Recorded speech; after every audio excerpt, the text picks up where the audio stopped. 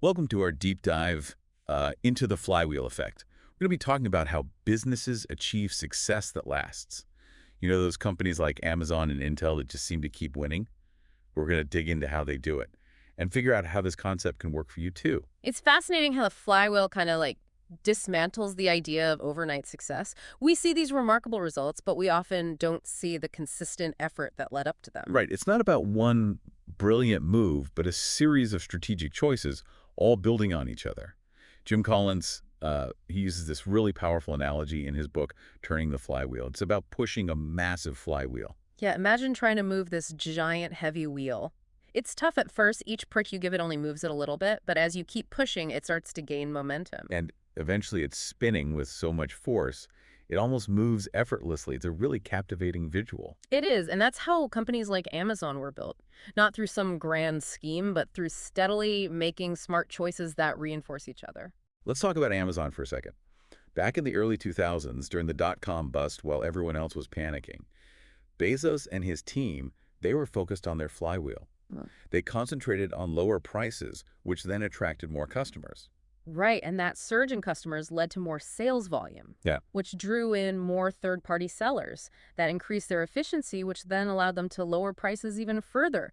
And the cycle just keeps accelerating. It's like a chain reaction of success. Each element strengthens the next, creating this self-sustaining cycle of growth. And it's not just about good intentions. It's about building a system where success just breeds more success. Exactly. And what's also remarkable is how durable a well-designed flywheel can be, even when the market changes. So you're saying companies don't just throw away their flywheel when things shift? Not at all. Take Intel, for example. They Hmm. started with memory chips, but when that market got really competitive, they didn't abandon their core principles. They shifted their focus to microprocessors. They essentially transferred their existing momentum to a new product line. So it's not about starting from scratch, but understanding the underlying mechanics that drive success and adapting them to new situations. Exactly. Intel is a great example of how a truly great company's strength isn't a specific product, it's their underlying flywheel structure, a system for generating and sustaining success. One thing I really appreciate about Collins is how practical he is. He actually lays out steps for building your own flywheel.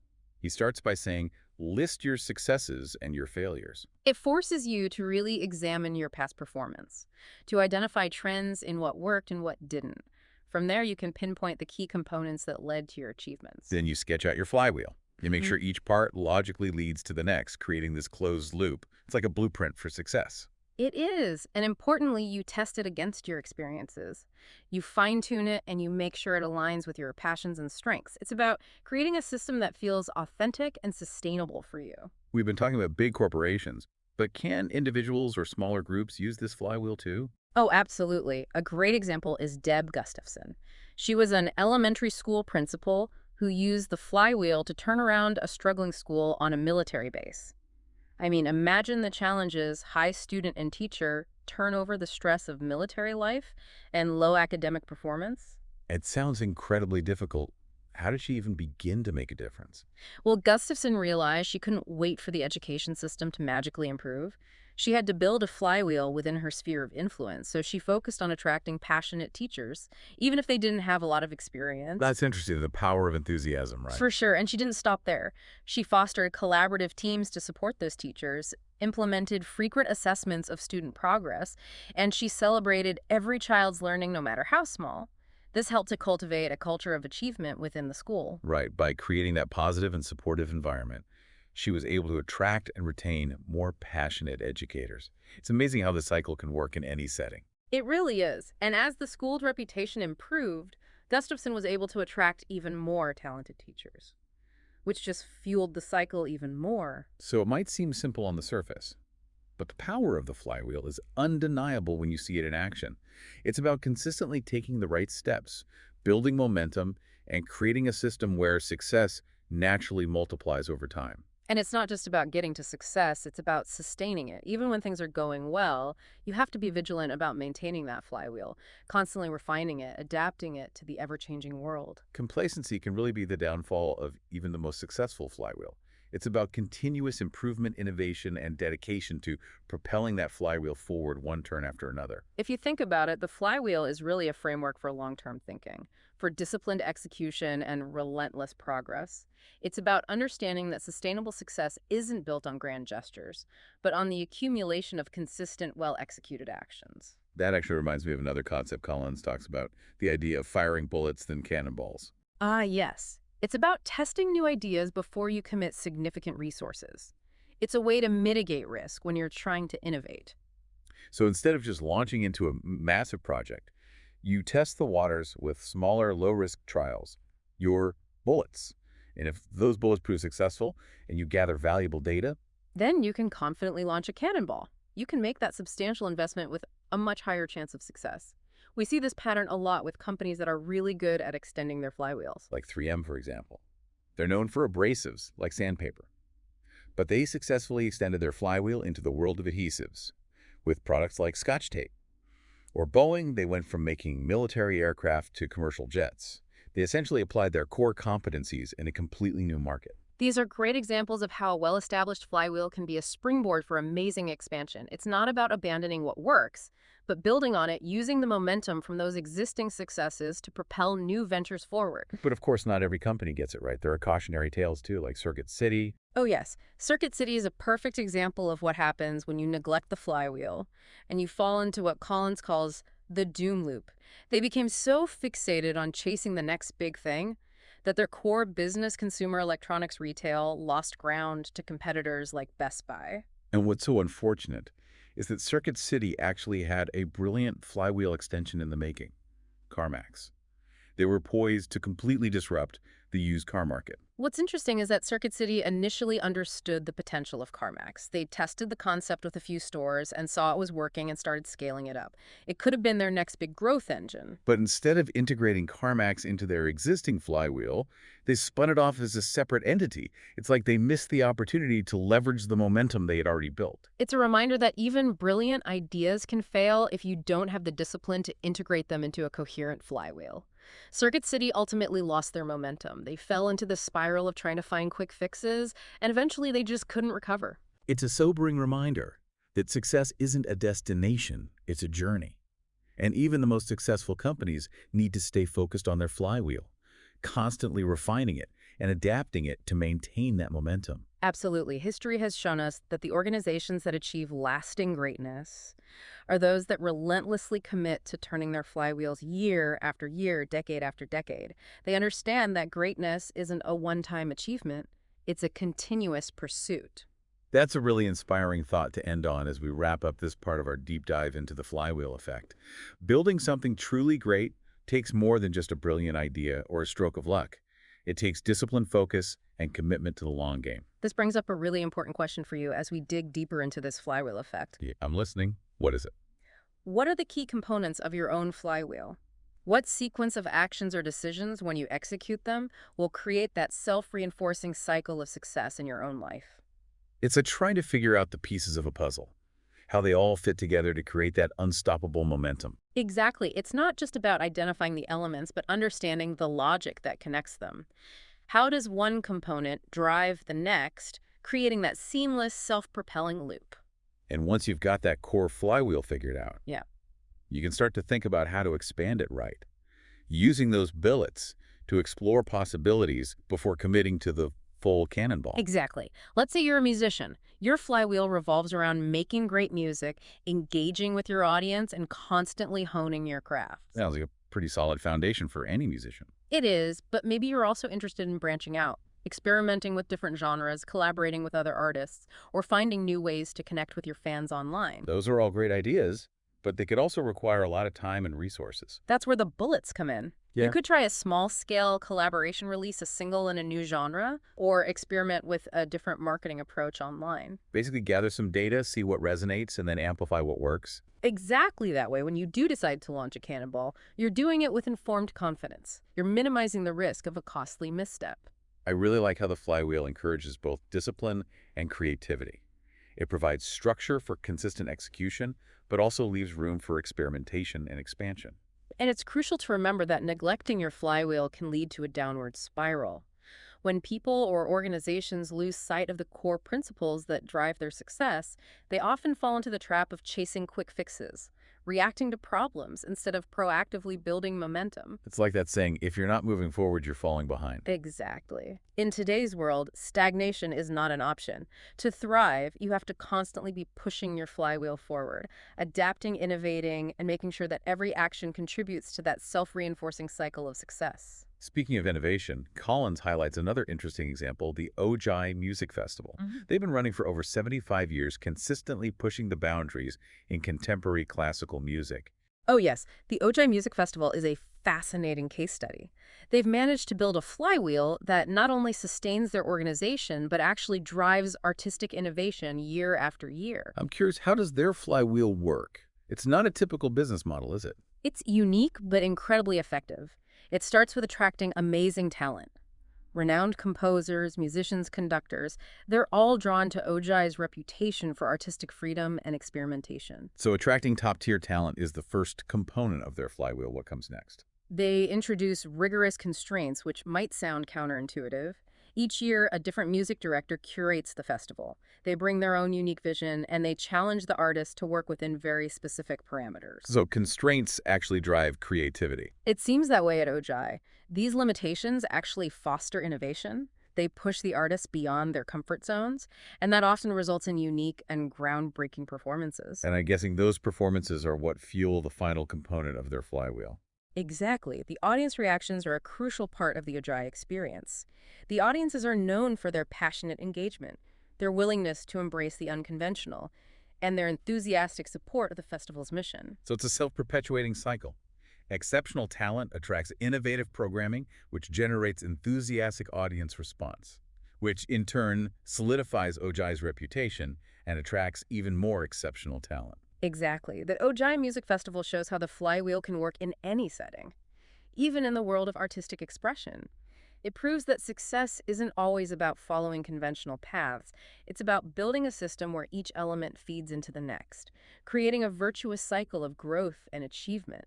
It's a good reminder that flywheels aren't just for businesses. They can operate in any field where you have consistent effort, strategic decision-making, and a passion for excellence. Now, while we've talked about maintaining the flywheel and adapting it to changing circumstances, it's also important to remember that innovation within an existing framework can be just as crucial. You mean the idea of sustaining the flywheel while also renewing it? Precisely, it's about striking a balance between honoring the core principles that have brought you success, while also embracing new ideas and approaches to keep the flywheel relevant and thriving. Can you give us some examples of organizations that have done that well? Of course, the Cleveland Clinic is a great example. They're consistently ranked among the top hospitals in the U.S., and they've maintained a laser focus on patient care as the core of their flywheel for over a century. So their dedication to patient well-being is really the driving force behind their success. Absolutely. But they haven't stayed still. They've continuously adapted their structure, embraced technological advancements, and expanded their reach, all while staying true to that core principle of providing exceptional patient care. It sounds like they've really mastered the art of evolution without compromising their fundamental values. Exactly. They've recognized that while the flywheel provides a framework for success, it shouldn't be seen as rigid or inflexible. It needs to evolve and adapt to remain relevant in a changing world. This reminds me of something we touched on earlier, the idea of firing bullets than cannonballs, as a way to test new ideas before making big investments. Ah, yes, the bullets and cannonballs approach. It's a powerful tool for extending the flywheel. It allows for calculated growth and expansion. Can you give some examples of companies that have used this strategy effectively? Certainly, Apple's venture into handheld devices is a great example. Before they jumped headfirst into that market, they tested the waters with the Newton MessagePad PDA back in the early 90s. The Newton, it wasn't exactly a huge hit, was it? Not commercially, no, but it gave them incredibly valuable insights. It helped them refine their vision for what a handheld device could be. Those early bullets ultimately paved the way for the iPod and then the iPhone, products that revolutionized the way we interact with technology. So even apparent failures can be valuable learning experiences. They can inform future successes. Absolutely. They provide critical information that you can use to refine your approach and increase the likelihood of hitting the mark with your cannonballs. This brings us back to the importance of avoiding the doom loop. That downward spiral that can happen when organizations lose sight of their flywheel and start chasing quick fixes. Yes, the doom loop is a real danger, and Circuit City's downfall is a prime example of what can happen when you neglect your core business and stray from the principles that drove your success. Their story really highlights the importance of staying true to your flywheel even when things get tough. But what are some signs that an organization might be headed for the doom loop? One telltale sign is a fixation on chasing trends without considering how they align with the core flywheel.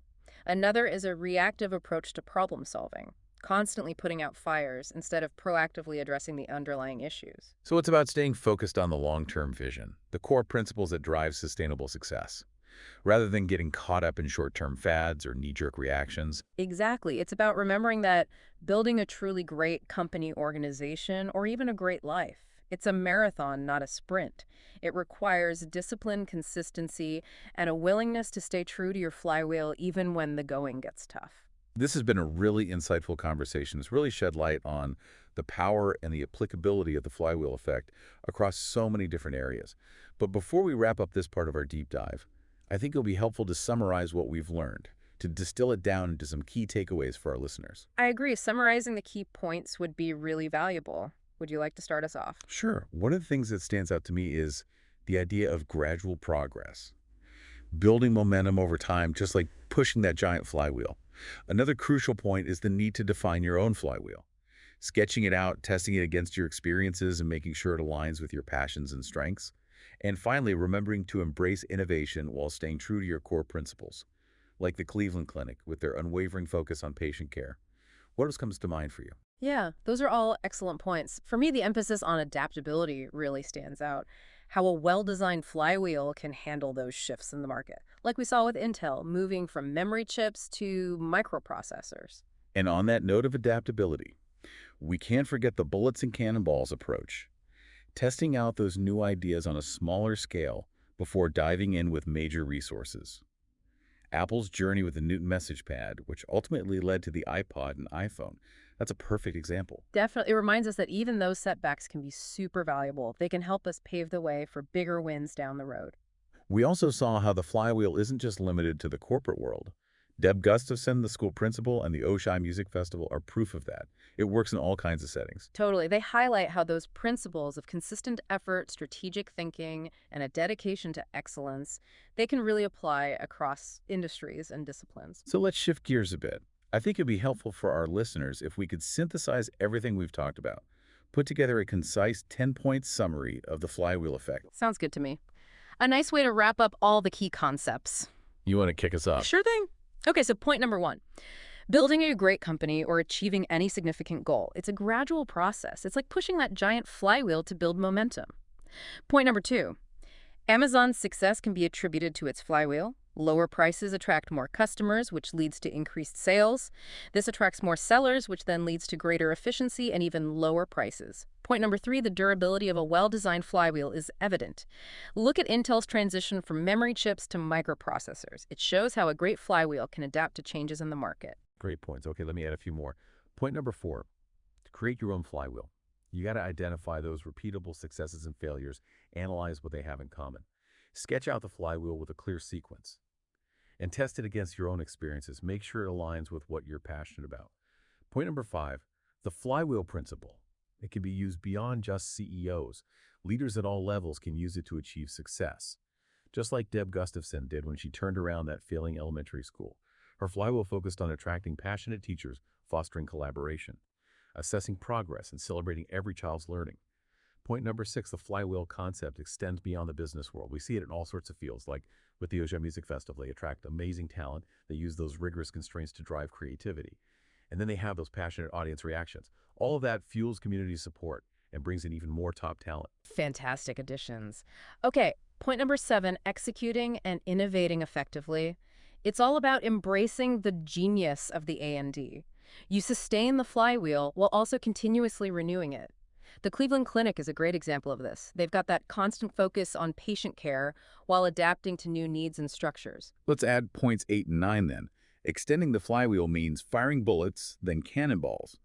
Test those new ideas before making major investments. It allows for that smart, measured growth and expansion, like Apple did when they ventured into handheld devices. And then avoiding the doom loop, that means staying true to the flywheel principle. Resist the urge to chase those quick fixes when you face challenges. We can learn from Circus City's decline. They neglected their core business and spun off a potentially successful extension.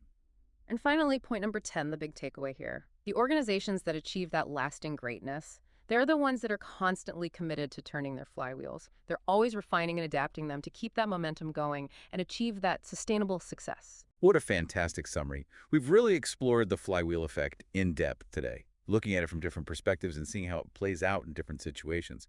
As we wrap up, I encourage you to think about this. What are the core components of your own flywheel? What small bullets can you start firing today to explore new possibilities and get closer to your goals? And remember that journey from good to great, it's never truly over. There's always another turn of the flywheel, another opportunity to refine, adapt, and reach even higher. So keep pushing, keep innovating, and never stop believing in the power of those consistent, well-executed actions. Thanks for joining us on this deep dive. Until next time, keep those flywheels spinning.